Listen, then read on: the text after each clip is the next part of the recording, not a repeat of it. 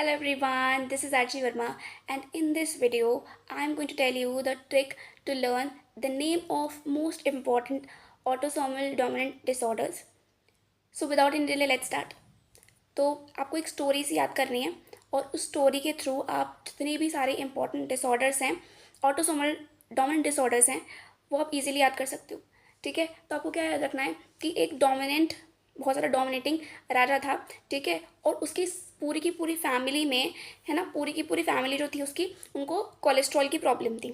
ठीक है, अब उसके बाद में क्या हुआ, उसको बहुत बुरा लगता था कि उसकी पूरी फैमिली में कोलेस्ट्रॉल की प्रॉब्लम है। तो उसने सोचा कि मैं क्या करूँगा, मैं बाहर जा कर के हंटिंग करूँगा और जितने भी सारे जानवर मिलेंगे या जो जंगल में मिलेगा मैं उन सबको मार दूँगा।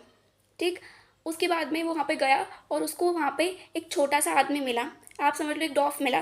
ठीक है, तो उसने उसका हंसी उड़ाई। अब वो डॉर्फ वाला इंसान जो था, उसने अपने साथ में, होता है ना कि जैसे किसी अपने फ्रेंड को बुलाया जिसको, जो उसको लगा कि ये इस पर्टिकुलर डोमिनेंट राजा से लड़ सकता है।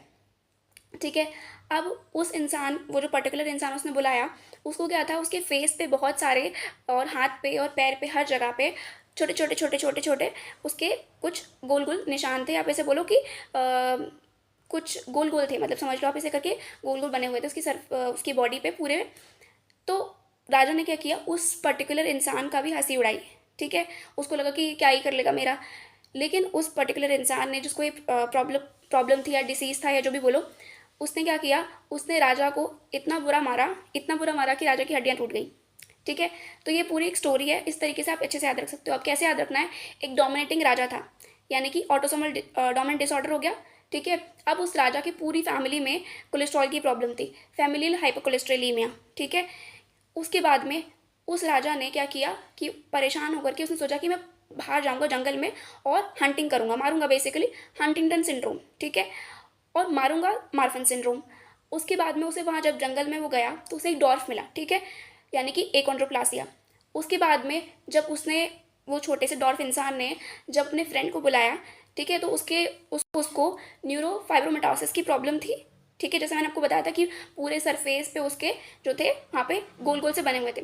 ठीक है, निशान से, निशान नहीं बोल सकते, लेकिन कुछ गोल गोल बम्स बने हुए थे। ठीक है, तो राजा ने उसकी हंसी उड़ाई थी, तो वो जो बम्स वाला इंसान था वो हो जाएगा न्यूरोफाइब्रोमेटोसिस। उस न्यूरोफाइब्रोमेटोसिस वाले इंसान ने राजा को इतना मारा कि उसकी हड्डियाँ टूट गई, तो उस हो जाएगा ऑस्ट्रोजेनेसिस इम्परफेक्टा। तो इस तरीके से हमने सारी की सारी जो ऑटोसोमल डोमिनेंट डिसऑर्डर्स थी वो याद कर ली।